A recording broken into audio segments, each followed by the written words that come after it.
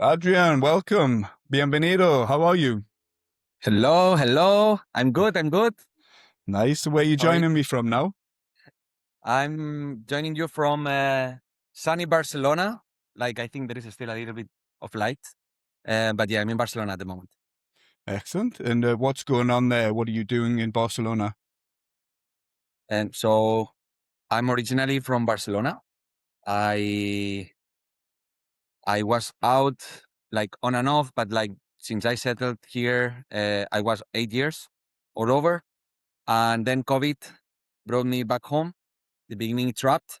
And then during the lockdown, I found the company I'm working at that moment, and since then I've been here. All right. So tell me about this company you're working for now, the one that's kept you there for a while.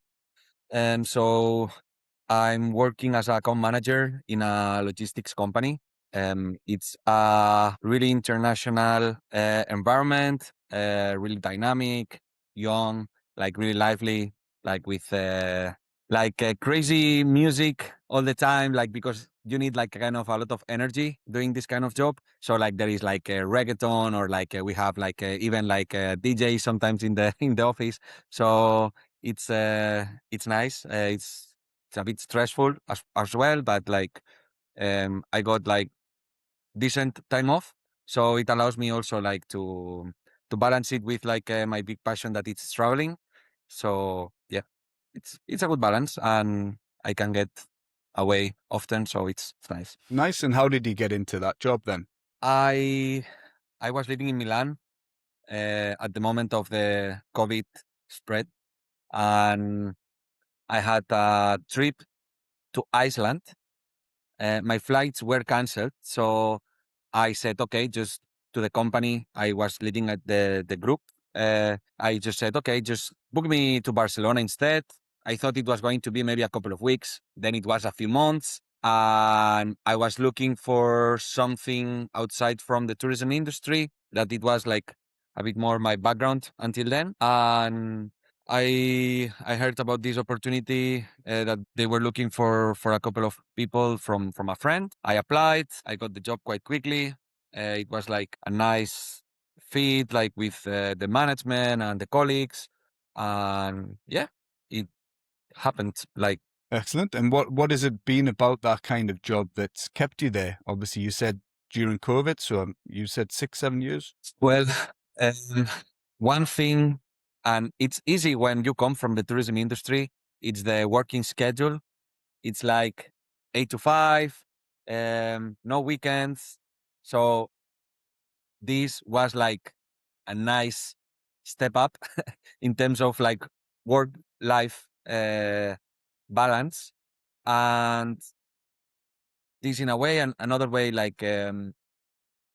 I I was afraid to come back home after living so many years overseas, to go back to a company like more narrow-minded, that they are more like only about squeezing the orange and maybe like more old school mentality.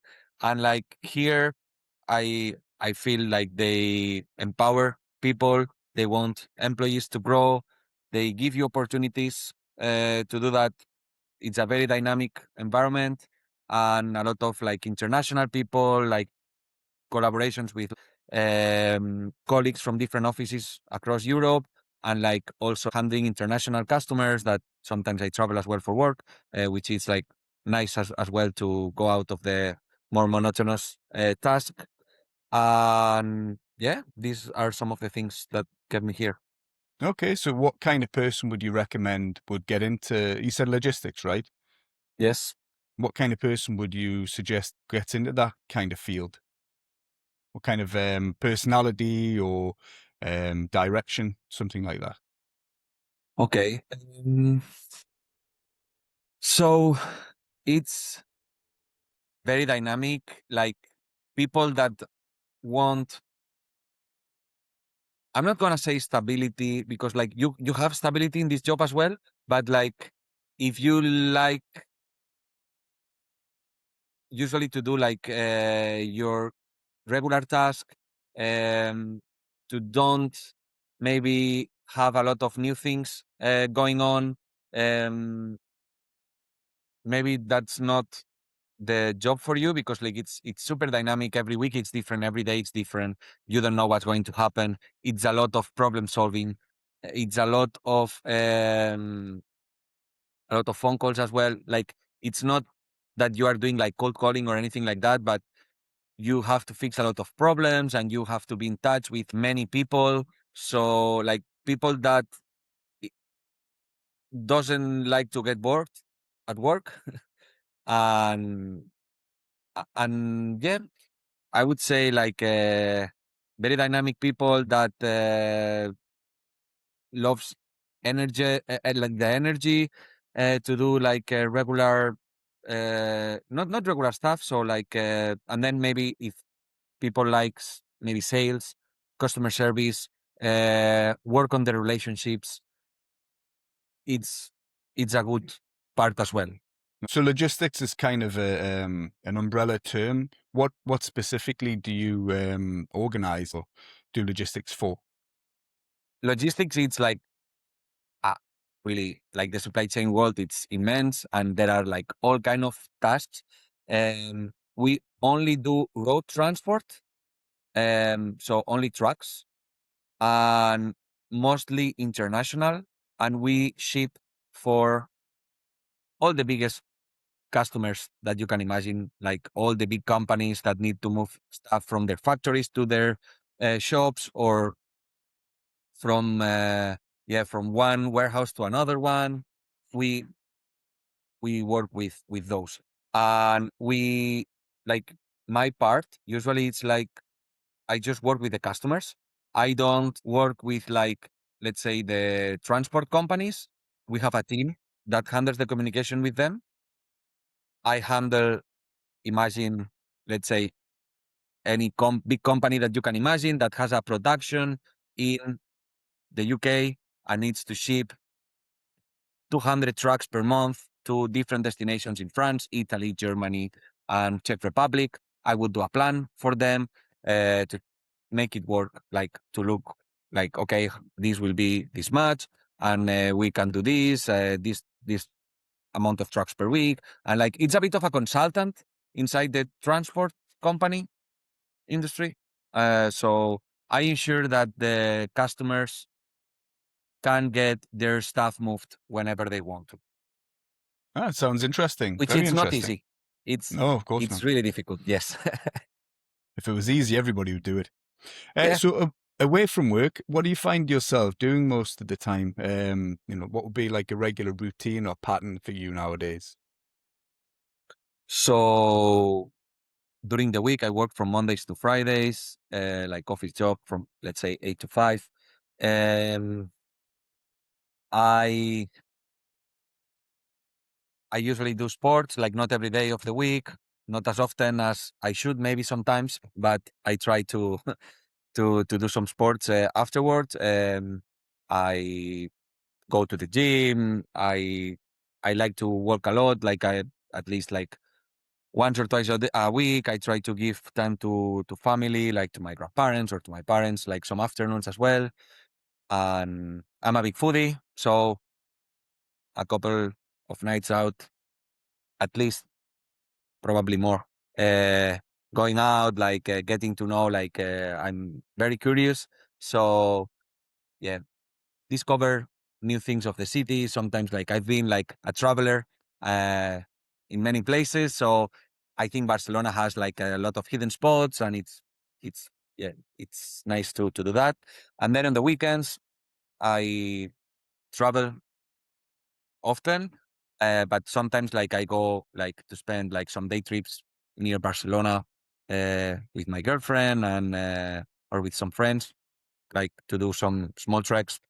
It's also something I do. It's nice. So you're still able to do a little bit of traveling even though you've got your set schedule then. Yeah. Nice. We did just talk off camera. You said you've got a trip coming up. Do you want to tell us a little bit about that? Uh, Is it this week? sure. This week, right?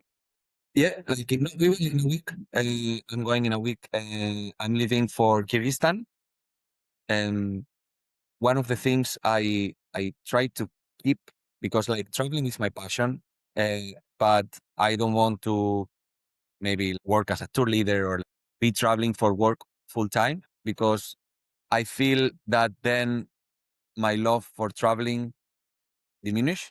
So I try to find like a good balance, and I'm collaborating with an agency that organizes trips for young people around the world. And I do like once or twice a year trips with them when I have holidays at my regular work. So this this year, like the first trip I'm doing, it's now to Kyrgyzstan. So I'm leading a group. I will finish work Friday evening, Saturday early morning. I'm getting on a plane to Kyrgyzstan, and I'll be like leading a group there for like maybe 10 days. And then after that, like I will be doing like another trip of like another week in Kazakhstan with my parents that are coming over. Uh, so I do a bit extension of the trip. Marvelous. Yeah. So just on a little tangent, I was just reminded on my Google Photos, it was around 6 years ago you and I last saw each other when you were working for this company in, was it Osaka or what's the other city? No, I Kyoto. think we met in Kyoto. Kyoto. Kyoto, that's it. I knew it was one of them.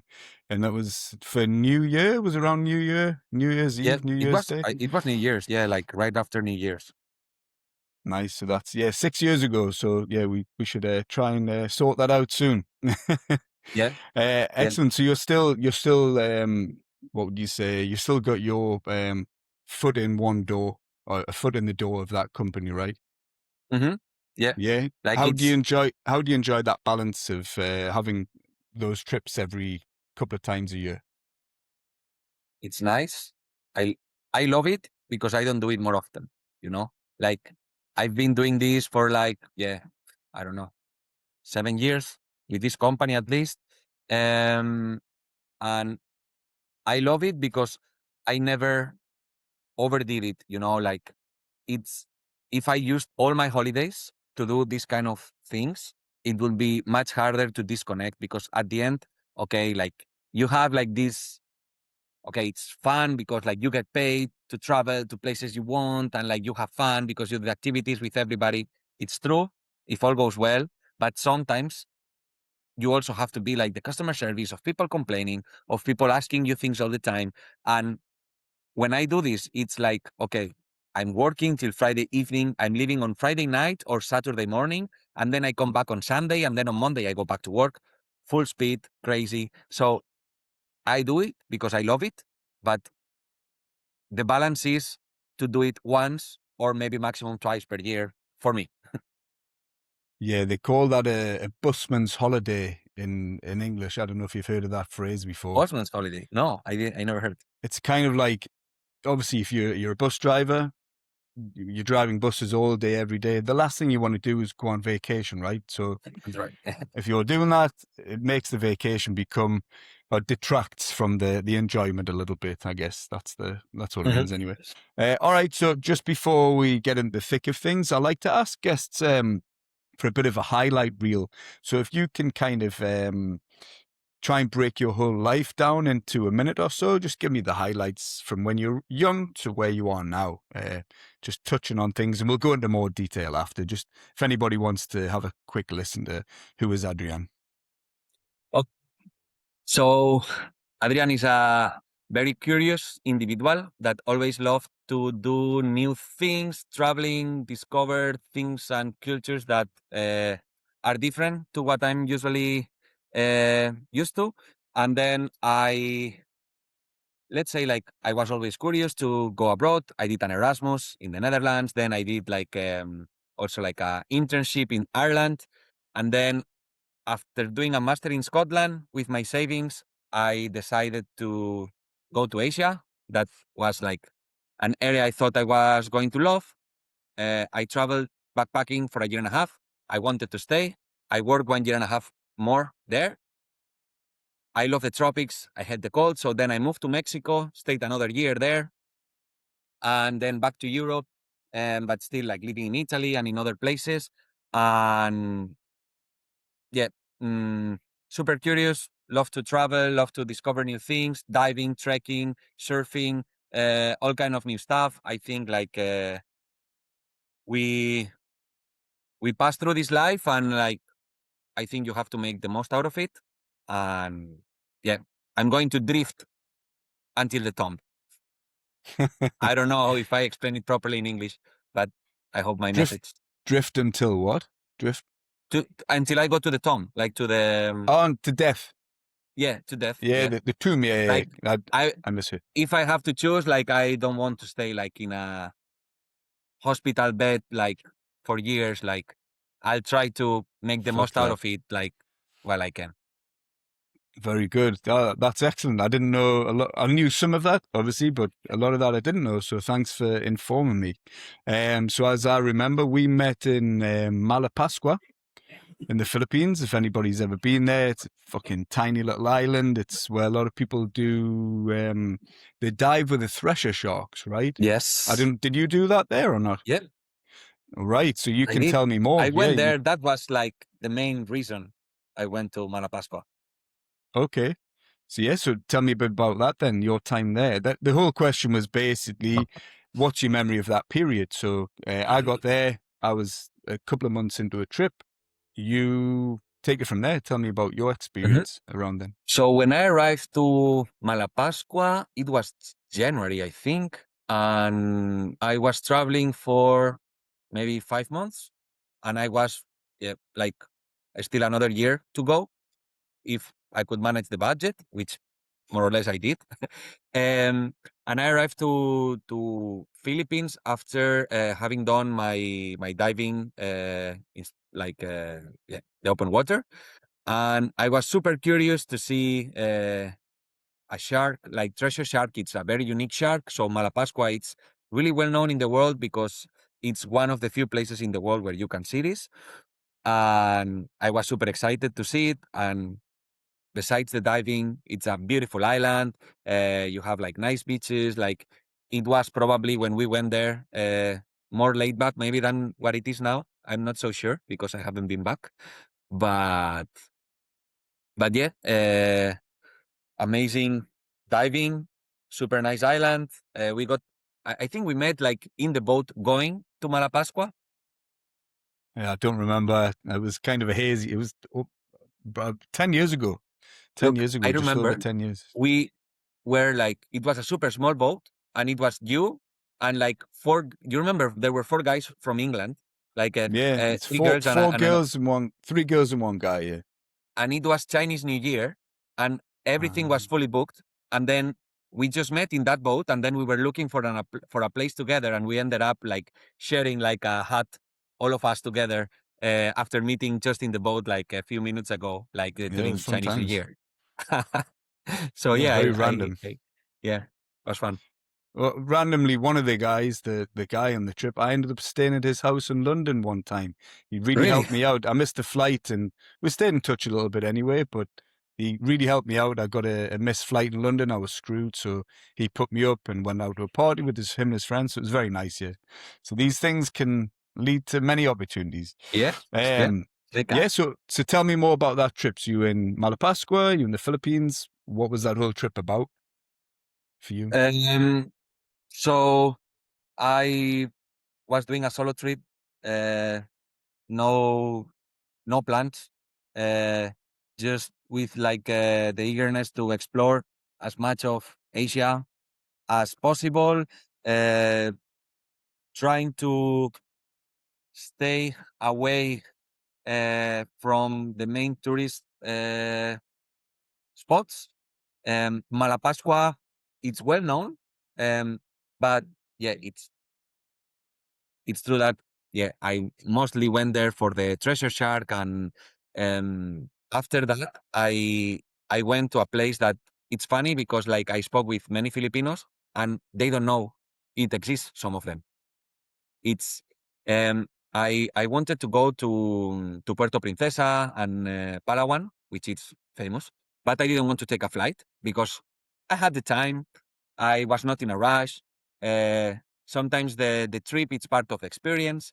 So I saw there was a trip twice a week or three times per week, running from near Boracay to Puerto Princesa. It was only 32 hours boat, right? And so I took like 3 buses to arrive there, running to don't lose the boat. And then when I arrived, they said they canceled the boat because it was full of rats.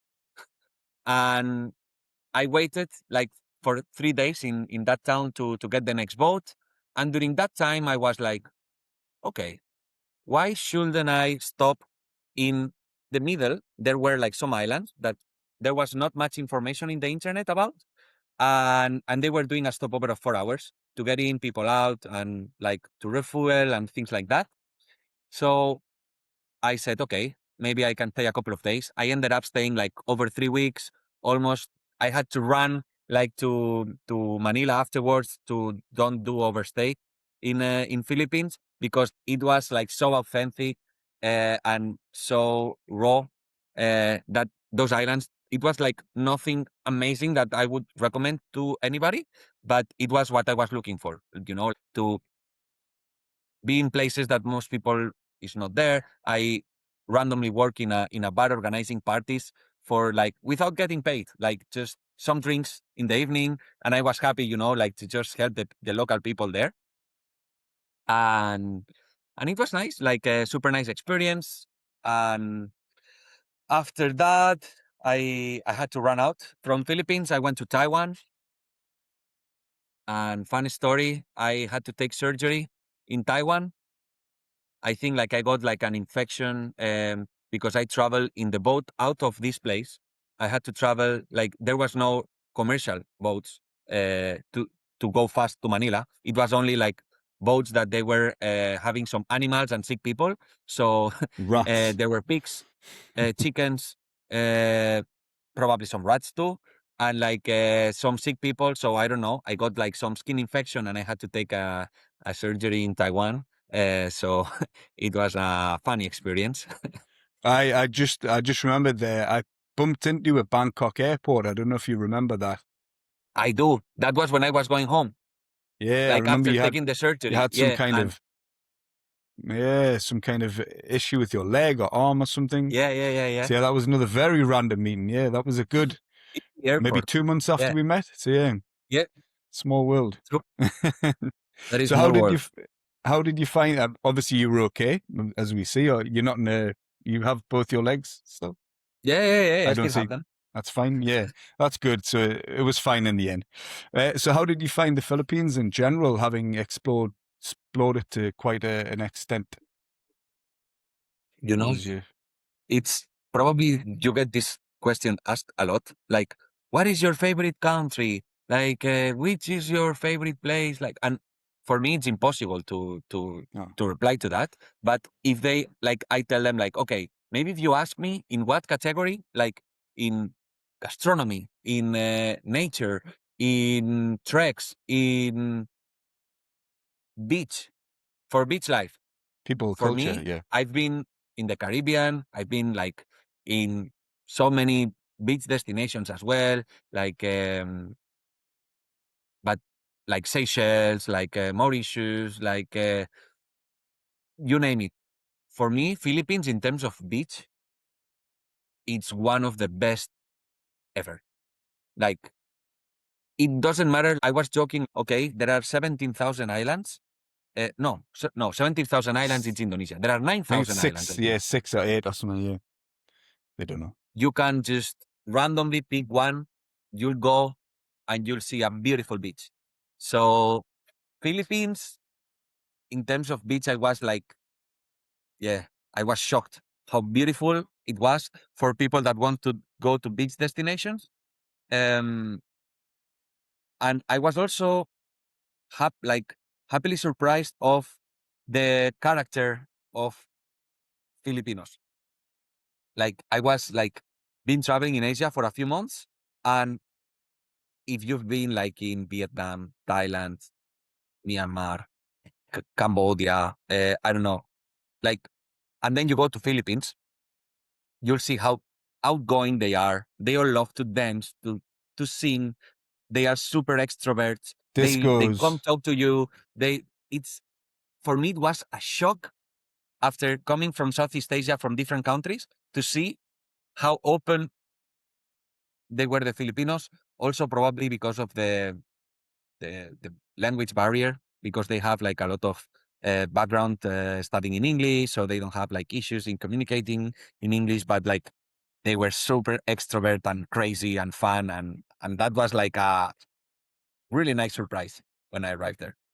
Yeah, agreed. I think if you asked me, obviously, like you, I get a lot. Where's your favorite place? When it comes to gastronomy, I wouldn't recommend the Philippines. No. However, for beaches and especially people, I think that's definitely it's top tier. It's Yeah. something people don't put enough stock into when they're deciding. Yeah, you need time to travel there. Like you said, you had time to book a 30-odd hour ferry. Yeah, you need time. If you're going to go there, it's not like a 1 week, 2 week thing. You need maybe a month, and you still wouldn't even scratch it. You might get 5, 6, 8 islands, but still, take your time. If anybody's going to go to the Philippines, make sure you have time. Yeah, so again, just going on to another side of things, we also met in Malaysia a couple of years after first meeting. You'd moved there. You very kindly showed us some wonderful Middle Eastern restaurants and some nice places to get some 2-for-1 cocktails, I guess. What was life like there? What took you to Malaysia and Kuala Lumpur? So after traveling for around a year and a half, I was like yeah, I was so decisive to stay in Asia, work there, live there, because it still is like my favorite part in the planet. Still is. Like I loved Asia so much, and when the money was running out, I was like thinking on ways to make a living, a decent living, maybe in Asia. Um, so I was looking for work. I was doing some interviews, um, and then I went back home for Christmas, and there was like a friend of a friend that wanted to get some information from me for to help her travel agency. And then I was like, yeah, I can help you, but like I don't, I really want to go to Asia. And she gave me a ticket for a professional fair in Madrid that was like only for professionals. I got a ticket. I went there without CVs, just like to talk with people and to try to get maybe a job in Asia. I got 3 job offers, um, and one of them was in Myanmar, another one was in Malaysia, and the other one I don't remember. And she, the manager of Malaysia, like the feeling, the project, uh, was what got me, like to persuade me that it was like a good opportunity to move there. And yeah, like the job actually was like super fun, because like I was joking when I was traveling, saying I will get a job that they will pay me for traveling, and I got that job.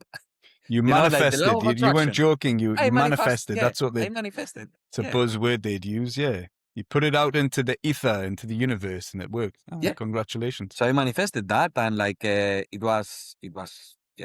was really fun. Then like I got like a promotion only like after 5 weeks there. I was thinking to reject it to still get like this job that I was traveling around the country, in Malaysia, Singapore, Borneo, like just doing some translations and like accompanying like some tours, um, because it was like I had manifested that for so long that it was like, oh, it's too short now, like to even for a promotion to just quit this. And but yeah, at the end, I took the promotion. I still did like some other trips, like, but it was great. Like Malaysia, it's for traveling. It's maybe not the country that is like at the top seat in any category, but it's really high in all of them, which makes it a fantastic destination to travel, but like to live, it's amazing. Kuala Lumpur, I mean, you've been there, but like to live there, like you have all the facilities in the world, like of a really developed capital. It's safe. It's, let's say the downtown, it's like less than 2 million. So you have like amazing hospitals, banks, restaurants, cinemas, shops, infrastructure to with a international airport, all the roads passing by. So, but not the chaotic traffic that you have in in Bangkok or in Chinese Manila. cities, Oh, Manila. So it was perfect, like the size of the city, the lifestyle, the work, like it was great. was that your first time working outside of Spain? I know you were going to go back into your education. You said you did Erasmus and your masters and other things. Was that your first time actually working there, having to kind of carve your own life, or had you been somewhere else before then?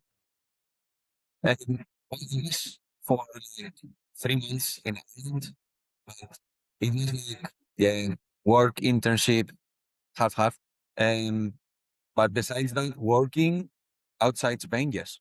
Nice. And how was that as an experience then? Was it kind of eye-opening, or because of your experience in other cultures and other countries, did you think that really helped you to assimilate and to fit in there? Cross-cultural communication, I think like I can get along well.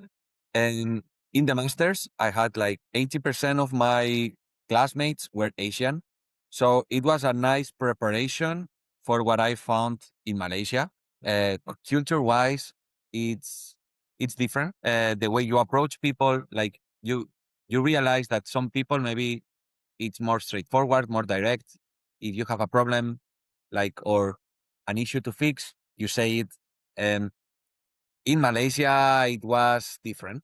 Like not me, but like I saw situations that maybe or I heard like about some colleagues that maybe you were saying something bad about a colleague, not something bad, but like, hey, you should not do this, and maybe you say it in front of other people, and that person maybe for shame will not return back to work at all, will quit.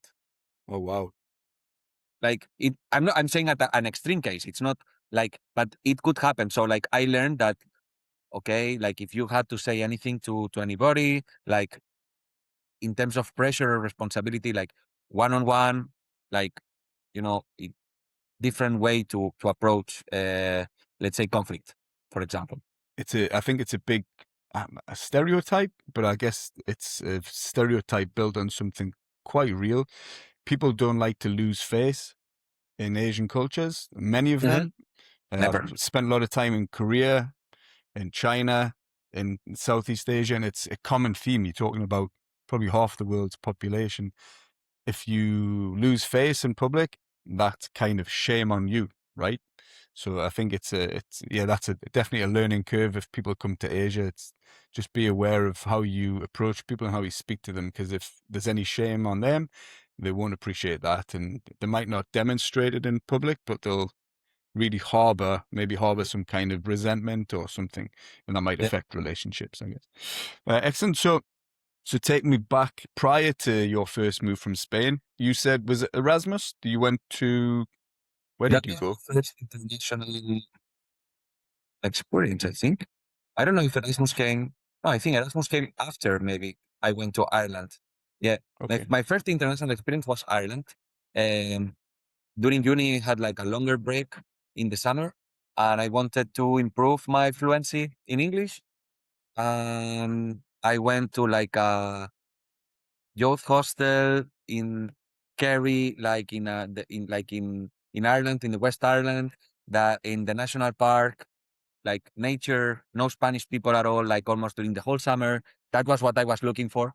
Um, and yeah, it was great. That was my first international experience. Nice. How did that help your English proficiency then, going there? It's a lot. I really believe like, okay, you need a base to do something like that. I had a good base, but like to jump on a level, I don't believe that you will do it in a classroom, like going 2 times after school or after work, 1 or 2 hours per week or 3 hours per week, whatever.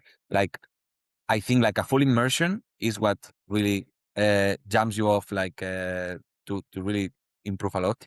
And if you do something like that, don't go to a place that you will hang out with like a lot of people from your because we all know that like England or Ireland, or like it's full of like camps for summer, like summer camps that maybe 100 people from Spain go, or like 50 or whatever. You will not do a full immersion. What I did, it's like a full immersion, speaking with people from or Irish, English, like from other countries, but no Spanish people at all. So during 3 months, except when I was talking with my family or friends, it was all English, movies in English, not in Spanish, that we translate everything. So it was all in English. It was a good immersion, and it helped a lot.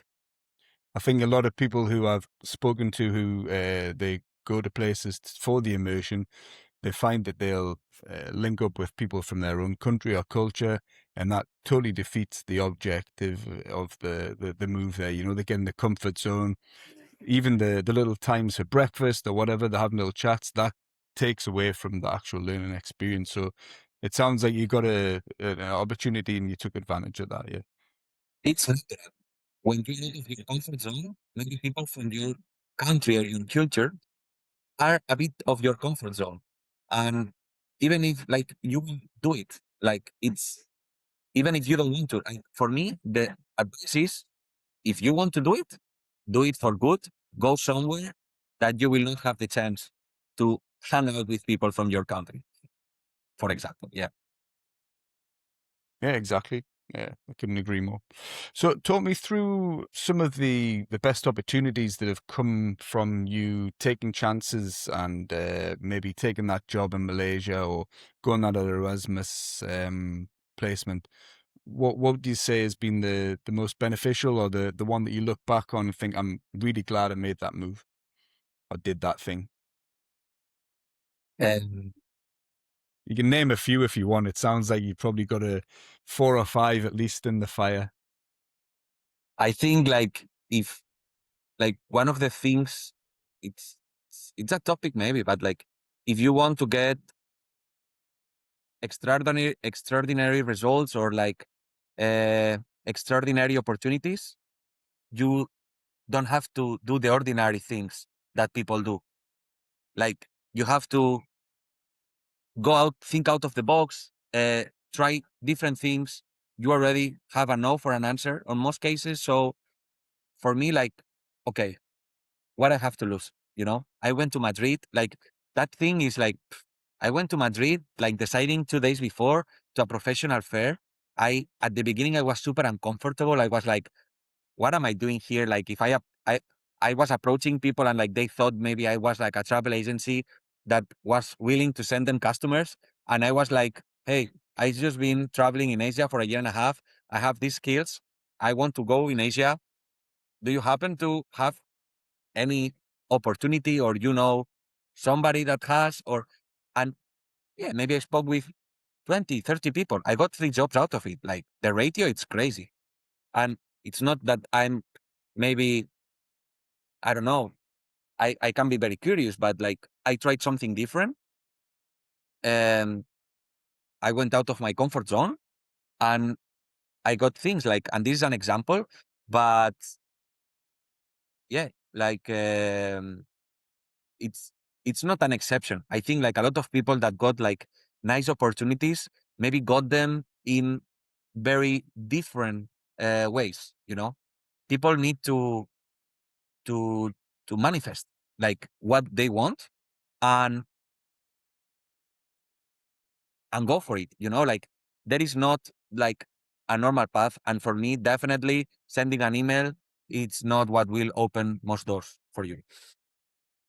So yeah, so have an idea and then go for it. Just keep plowing on regardless, right? Hmm. Yeah. Nice. So right now, you did tell us before you're in logistics. Can you give us a bit of a list of some of the other jobs that you've done that have gotten you to this place over the years? So you can feel free to include the shit ones if you want. I'm sure you learn things Um, from them still. so I, when I was like even at school, summer jobs, like I worked like in fast food change, like for, well, it happened once, like I did for a month to get money for some holidays. Was good for me. Then I was working in hotels for a few years. even while I was at uni. So that's what allowed me to save a lot of money. I was living with my parents and I was working full time. So that's why I was able to save a decent amount of money. Then I what else I did? Then when I went to Malaysia, I was at the beginning accompanying like tours, like some were them were VIP, some of others were groups, and then I was like kind of a experience builder manager, maybe. Like I was like building experiences for usually like management of companies or like uh, top sellers on some insurance companies or so, like as a reward thing. And I was like organizing trips in like Malaysia and Singapore, like creating unique experiences and making people really willing to work their ass off during the whole year to get this kind of bonus trips. So it was like that was like one of the best jobs I got. Was great. Um, I was like sometimes going to try the like maybe 3 or 4 luxurious restaurants, right? Like with a familiarization trip with like these managers before setting like the whole group. So maybe I was like, okay, now we will have lunch here and here. Then we will do like this tour, and then we will have dinner here and here. So he can decide on the restaurants and maybe go to this hotel, do this adventure. So it was like amazing. Like for me, it was really nice job. In Mexico, I was like more, I was creating tailor-made trips in Mexico, Guatemala, and Belize for groups. I was handling groups. Um, and then in Italy, I collaborated like on and off with like this travel company, like selecting new travel coordinators like me and doing the training. I did some things in marketing very briefly as well, and then leading groups overseas. And then I had like this job in logistics. So no experience in logistics at all, but like a lot of soft skills that uh, I learned along the way. Like you cannot travel a year and a half in Asia or like anywhere if you are not good negotiating. Otherwise, you will travel less time because you will run out of money. So Sin dinero. yeah, negotiating, social skills, like probably you have also experienced this, how much you have improved your social skills, your speaking skills, your being put anywhere with anybody and getting along well. And like it's skills, soft skills that you develop while traveling and being constantly in situations that you are out of your comfort zone, people from different cultures. I don't know, like these are the things that I learned a lot during traveling that helped me a lot in this job or in any other job I will have. So which one's been your favorite overall, would you say? I'd say Malaysia. The Malaysian one. Why was Hands that? down. Um, I love also a lot the life in Malaysia. So also in my private life, it was amazing. Like my biggest concern was where I will get dinner from tonight, or like it's like I had like it's the lifestyle. Like you live in condominiums and you had like swimming pool as well at home, gym at home, like paying ridiculous amount of money, living like in 30th floor. So personal life, amazing. Professional life, like super dynamic job, creating experiences, like surprising people, making people happy. Like that was like the projects I was building. And and then like when I was like securing these projects, I was traveling with these groups, like staying in nice hotels, eating nice restaurants, like even though it's not the nicest, I mean, the nicest thing, it's not that because it's part of the job. And if you are working 18 hours on a day, staying in a nice hotel or in a shithole, it's the same. But I really liked the, this kind of job, like for the experiences I was creating. It was super creative and dynamic. I liked it. And on the food side, and I did live in Malaysia for a few months 2 years ago. Yeah, finding a new place to eat every day that's incredible is one of the daily tasks, and you still can't find them all. It's the perfect size to not see everything twice, Yes. unless you want to. Thai food, it's more variety. For me, the gastronomy beats Malay, but like in Malaysia, you have 60% of the population that eats Malay. So you have like Malay cuisine, 30% it's Chinese, 10% it's Indian. So you have like like a lot of variety. And then you have also international restaurants, Middle Eastern restaurants. Like food wise, like I have never been happier than when I was living in Malaysia. Yeah, I think it's up there. It's definitely, Top. yeah, it's top in Asia. I think it's up there with Asian food anyway. All right. So, what about hobbies or activities? Are there any that you would say have increased your? I don't know if this really applies to you, like your social skills, or helps you network, or does that just come with your natural aura, or something else? What would you say? I think like a lot of people when start traveling solo, maybe meets one person or two that they like, they get along, and then they travel a lot of time together.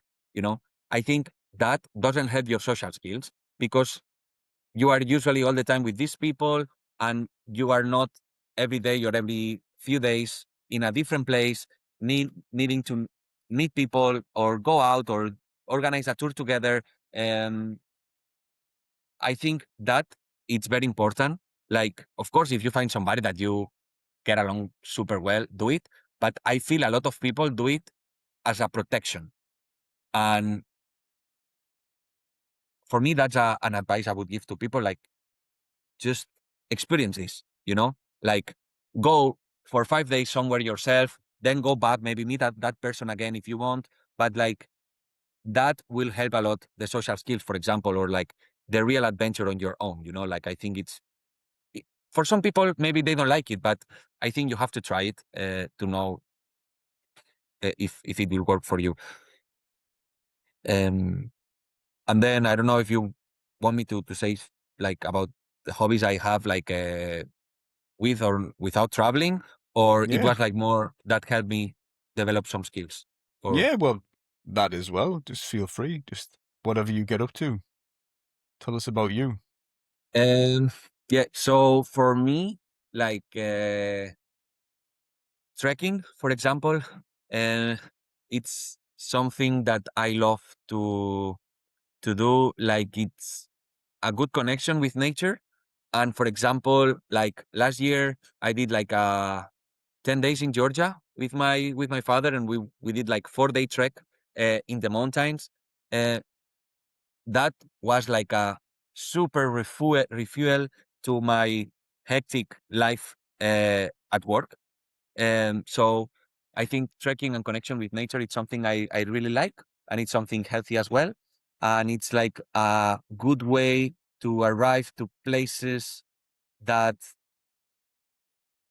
usually they maybe don't like about from tourism that much, because you go like to rural areas, and it's for me, I prefer that way more than just seeing the 3 famous museums and monuments of a country. Like I'd rather experience this part and get to know the culture and what these people do or eat in their free time. So that is definitely one thing that it's a big passion. Um, then in lately I haven't done it so much, but like I like to do some surfing as well. So I went to some surfing destinations in the past as a vacation, and it's like super healthy as well. And it's like usually people, I like a lot the energy of the people surfing, like usually it's like positive people, like you see smiles a lot more than in other environments. So it's something I like about it. And then uh, diving. It's another passion that I like, and it's something that I've been doing. And yeah, it's good. And I also like this has also helped me to be more conscious towards the environment and the earth, like recycling and do like a more, let's say, use more circular economy, like in terms of like recycle, reusing things, not just single use stuff to destroy our planet. Yeah, I fully agree. I went in the ocean yesterday and immediately I had like 2 plastic bags on my leg. I thought, nah, I'm off. I'll go to another beach. And yeah, it's definitely, you've probably been to Bali as well. Same thing there. It's If it disgusting. rains, all the If, beaches are brown. Like it's sad. yeah, if that's not a wake up call for anybody who goes to these places, that's where all the shit ends up because you're in the ocean there. Recycle people, if you watch this. Yeah, single use. All right. So Not kind of mine. backtracking a little bit, talking about people and the social side. Is anybody in your life you attribute your rise or your success to? Anybody close to you who inspired you or anything like that? Well, like my family, uh, I think helped to create the curiosity of like willing to travel, willing to improve my foreign language skills, to be able to communicate with more people. So they they really influenced a lot. The fact that I got very curious and about traveling, and then yeah, then I was studying tourism in the university, and I had like some really good friends that they maybe did like these uh, shorter gap years, because maybe in England it's a lot. It used to be a lot more common in England than it was in Spain. Maybe now in Spain some people do it more, but when I was doing it, not that many people from Spain was doing it. So yeah, I had like some friends that were doing it, and it was also like a motivation to see like what they were doing, and I was yeah. So more of your family and maybe you've taken that place as the person who people might look to for inspiration or advice. Yeah. Yeah, yeah. Nice. So on that, what kind of people would you recommend spending time with? Obviously, you seem like a bit of a not a lone wolf, but somebody who's very independent and headstrong and who knows what he wants. But what kind of people do you like to surround yourself with? Are they like-minded people, or do you prefer like pushback, opposites attracting, that kind of thing? What do you, if you think about Like, your relationships, what kind of people do you find at the top of the tree, if you like? yeah, so it's like, for example, I wouldn't I would say I'm far from being a lone wolf, like, but I love the flexibility and the independence to go wherever I feel like when I'm traveling, um because then I have the easiness to interact with whoever is there, and it's for me it's easier sometimes to interact with local people and local culture if maybe I'm not traveling with like a crew or like but for example with a friend, she's like super similar to me, like we like traveling with her, it's amazing because like we can go to a group of like locals and maybe we don't talk in 2 hours, me and her, but like still each person is like talking, like we are both super independent. So it's yeah, I love to like, okay, she's my life partner, so not only traveling but like even traveling, it's amazing to travel with like a person that adapts. Like for me, adaptability. Then socially, like for example, we wrote, for example, this company like that I'm doing trips sometimes with, has like a community of like people doing the same as I do, and I love to be part of this community, not only for the trips, the free trips or whatever. It's because it's a lot of people similar than me that they are curious, they like to try different stuff. They are extrovert people, like you, like maybe we have a group and then maybe we say, oh, let's go to do some climbing in 3 days to this place. And then it's out of people that says, hell yeah. And I'm like a person that says yes, like that likes to try different things, that wants to to enjoy life to the fullest. I work too, but like when I have to enjoy my life, I want to enjoy it to the fullest. And uh, I like people that say yes, that has a nice attitude. And yeah, I would say that. Nice. So, what would you say travel has given you on the whole? What would you say it's done for you as a person? Uh, so to grow a lot more, both personally and professionally, that what I would have done if I would have stayed here. Um, Traveling allows you to get to know different ways of thinking, different ways of behaving, different ways of being happy, and it opens your mind and it makes you a more rounded person, like more adaptable. I think everybody has problems in life, but the ones that succeed the most is the ones that bounce back harder or that adapt better to these situations. Yeah, I guess there's a saying in English. This I'd say this applies to you definitely. They say that going away and coming back, which you have done, you've gone away and come back. It's not the same as never leaving. You know, it's like you're in the same place. Maybe you're surrounded by the same friends and family, but you have seen so much. Your perspective has changed towards priorities and relationships, etc., etc. So Mhm. I think that would apply to you definitely, Yeah. being away so much. All right, so oh yeah, I might have to give you a couple of minutes for this one, but who's the weirdest or funniest or most passionate person or somebody who's left a lasting memory with you? There was one guy that I really admired since the moment I met him in this random place in Philippines in the middle of nowhere. That guy like had wrote a book. He had done the world tour with his motorbike all over the world.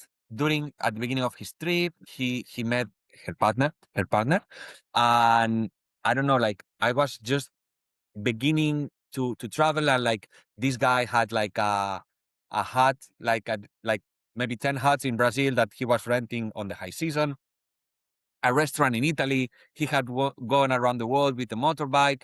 He met her partner at the beginning of the trip, and then decided to do the world tour together, got married on the way. I was like, he was super, like, I got really inspired his life, and like, he impacted a lot to me back then. I met him when I was in Italy, and I almost met him when I was in Brazil.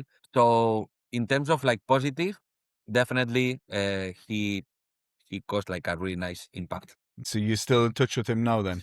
It's difficult, like he had no WhatsApp, I think we were sending, I don't remember how we were communicating, like maybe some emails, like I don't know, like Pigeons. he was like old school, but like super fun. Cool. And he's doing okay now, I guess? Yeah, I met his daughter. Like I it's not that I have like so regular contact, Yeah. but yeah, like he's doing okay. I hope.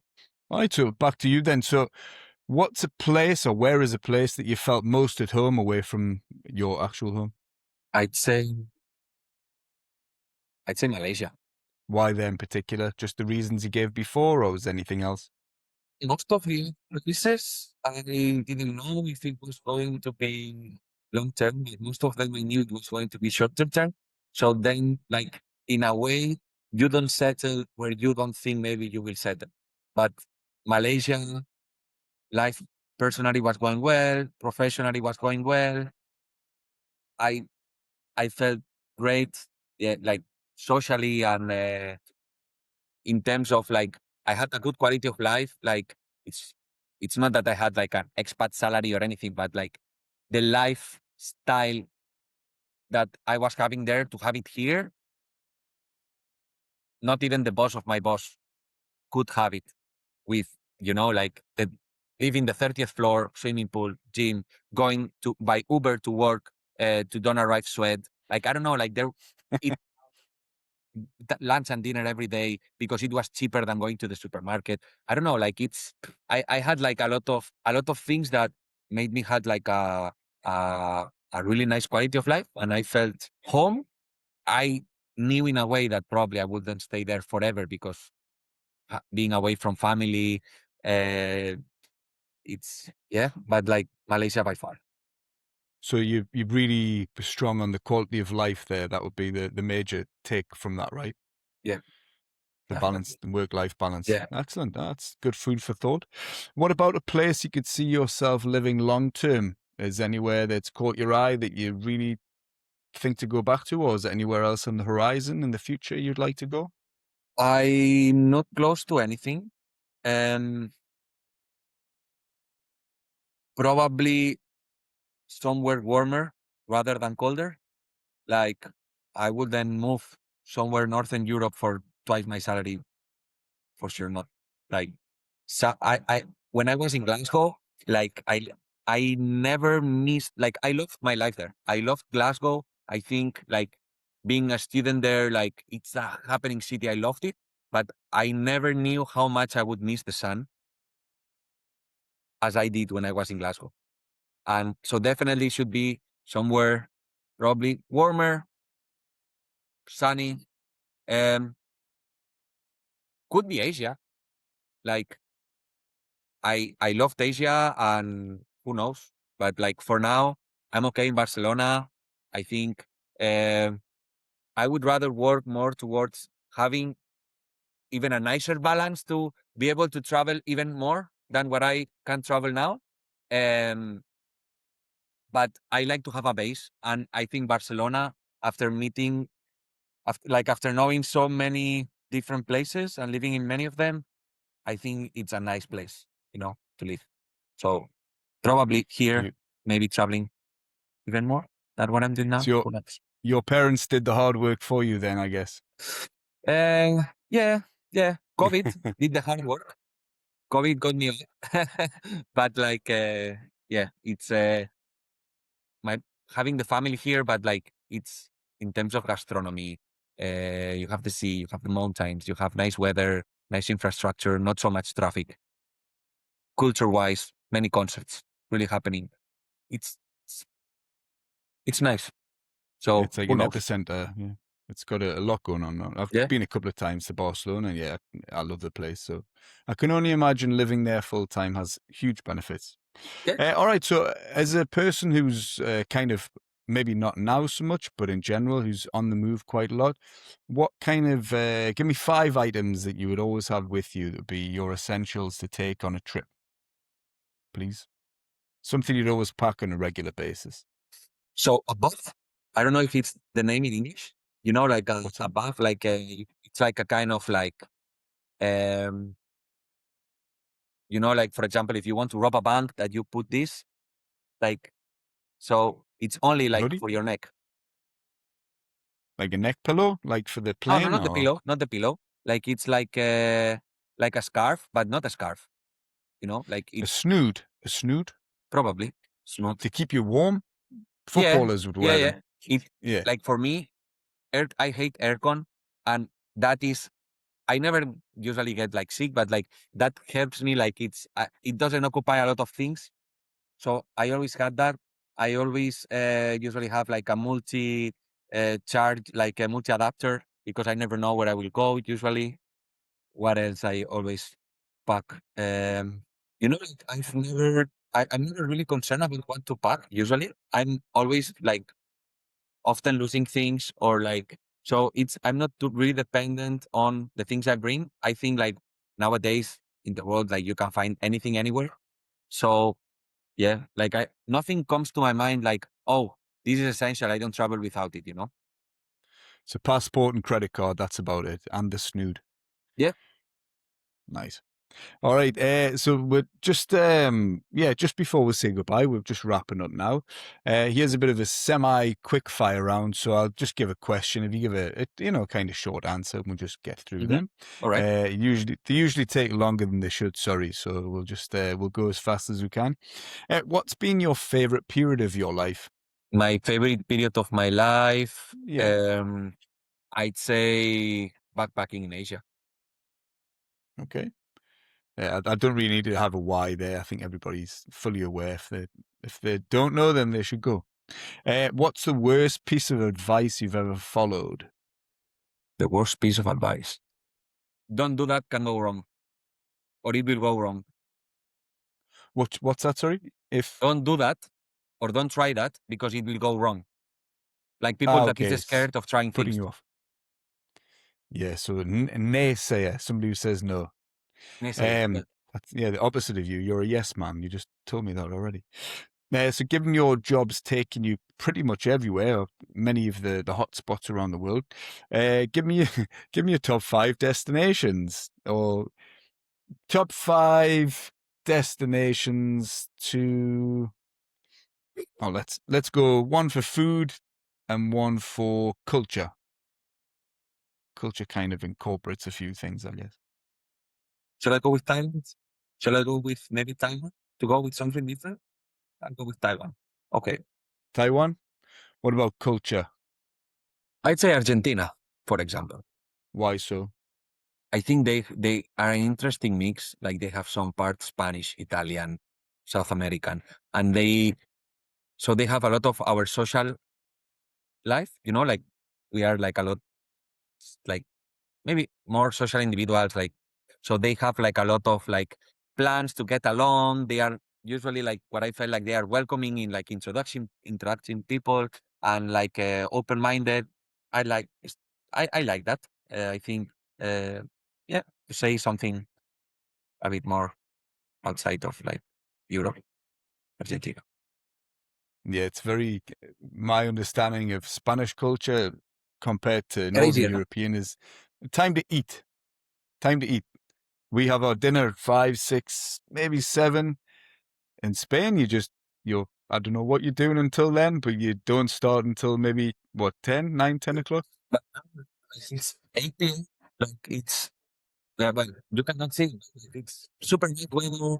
Like you kind of want to be outside, Like it's probably comes from that.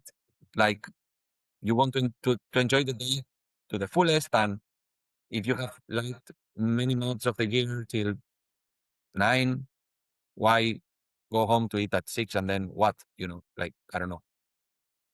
No, true. I lived in Buenos Aires for a couple of months many years ago. I'd be busy until like 5 o'clock, get in, have a little sleep, wake up at maybe 10, get up. The guys I'm in the house with give me some Fernet, and then we eat at like 11, and then we go to the clubs or the bars at 1 o'clock in the morning. We go out at 1 o'clock.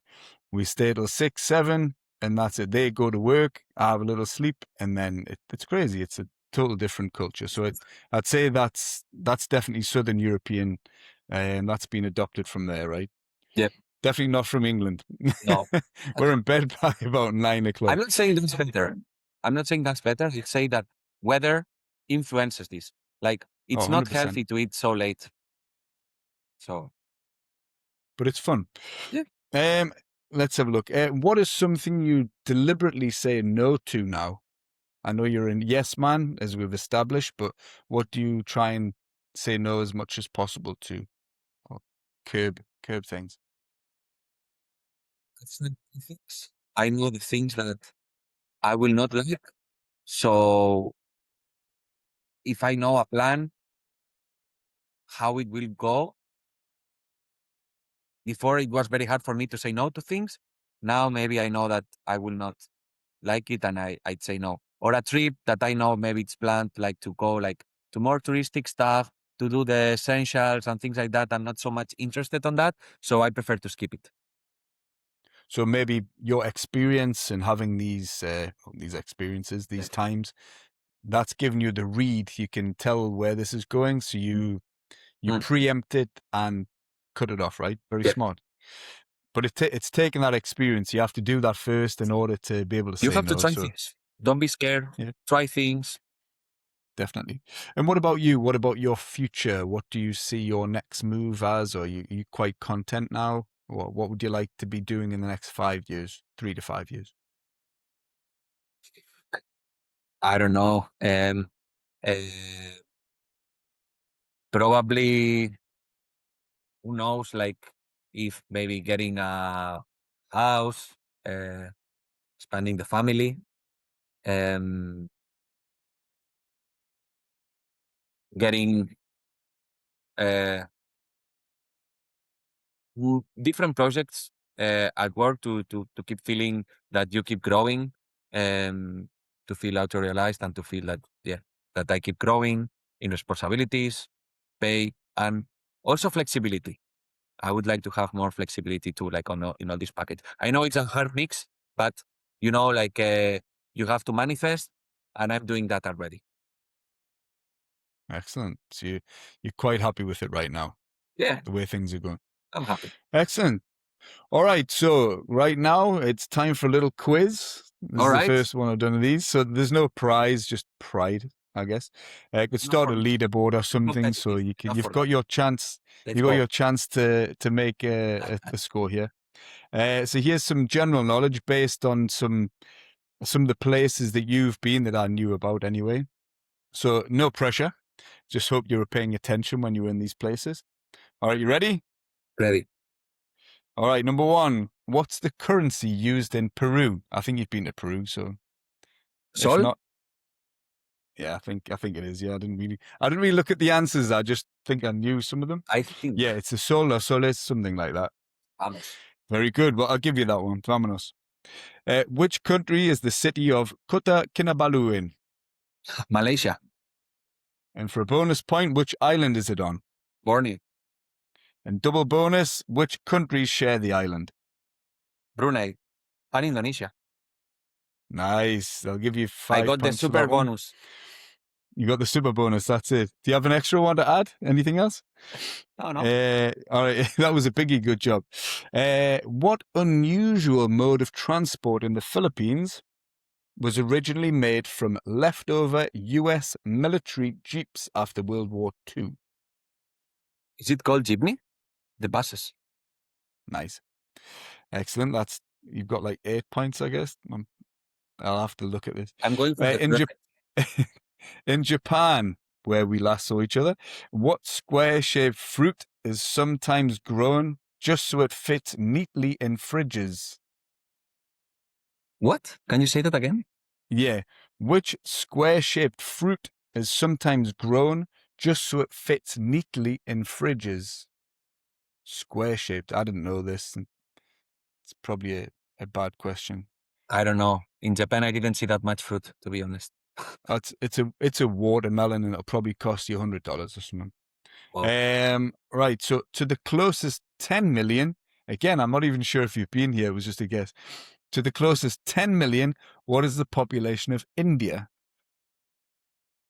Have you been to India or not? Yes. All I've right, there been. you go. You So should the have been total paying population attention. of India right now, Yeah, to the closest 10 million, what do you think? I'd say it's maybe now 1,400 million.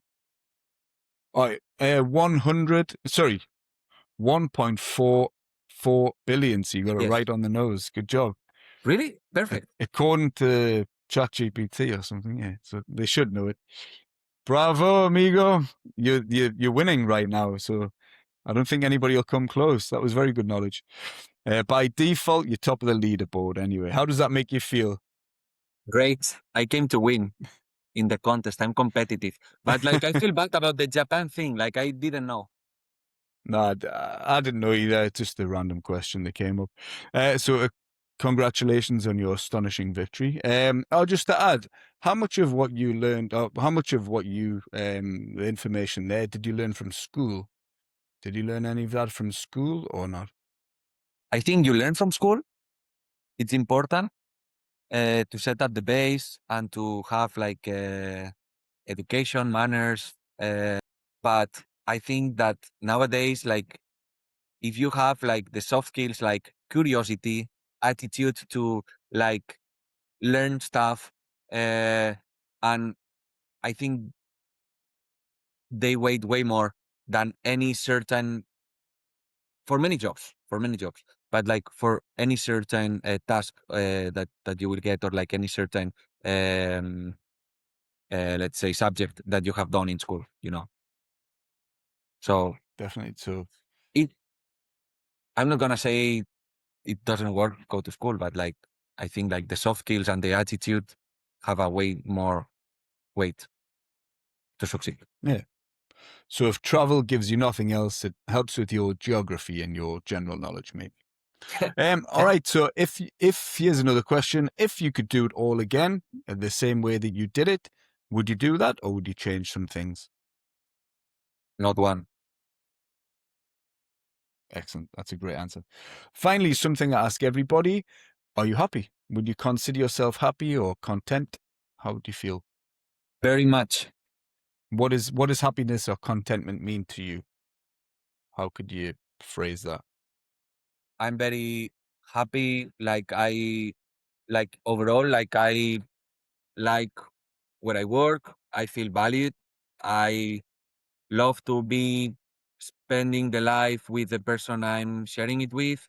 Uh, I yeah, I'm excited about weekend, but I'm not depressed when it's during the weekdays. I like to have the free time with my friends or my girlfriend or my family. I feel like I have a nice balance. I feel auto-realized and I'm happy. Perfect. And on that bombshell, Sakabo, it's over. Okay. Adrian, thank you so much, amigo. I really appreciate that. It's been a If you've got pleasure. any, thank you very much. If you've got any kind of accounts that you want to plug, any businesses, anything, please share it now if you want. No, I'm good. No, that's fine. If you change your mind, I can put it in the show notes. You can just let me know, okay? And anybody can catch you there. Excellent. Well, thanks very much. I really appreciate your time. That was wonderful. Sorry, we've run over a little bit extra time, but It's okay. We it had doesn't a seem nice like, time. yeah, it seems like you won't be eating for another 3 or 4 hours anyway. So what's the rush? Well, now it's 8. Yeah, still at least 2 hours. But yeah. So take care. Hopefully we can catch up again soon. It's obviously Sure. it's 6 years overdue. So we'll have to schedule some kind of reunion again. So Who knows hopefully, where? That's the fun stuff. well, hopefully it's not in cloudy, cold UK and more in Barcelona. I think I prefer that one anyway. Yeah, somewhere in Asia. It's firmly overdue though, I reckon. So Yeah. thanks very Agreed. much. It's been Yeah. a pleasure to see you again, and hopefully I'll see you soon. Okay. Thanks everyone or anyone for sticking around and listening all the way through. I really do appreciate your time. If you enjoyed this episode, the best way to support the podcast is simply by following, subscribing and sharing it with anyone you think would get value from it. You can also find me on all of the usual socials, as well as those of today's guest if they want you poking around in their business. I'll leave all the links in the show notes, so feel free to head there and take a closer look at my top tier content. If you'd like to support the podcast directly, you can do that through my Buy Me a Coffee link. It generally helps me keep creating these incredible episodes and improve as we go along. And finally, if you're interested in working with me more directly, I also offer a travel consulting service, whether that's guidance, strategy, or help with selecting your pivot towards your new chapter. You can book a session through the link in the description. Thanks again for listening. I'll see you on the next one.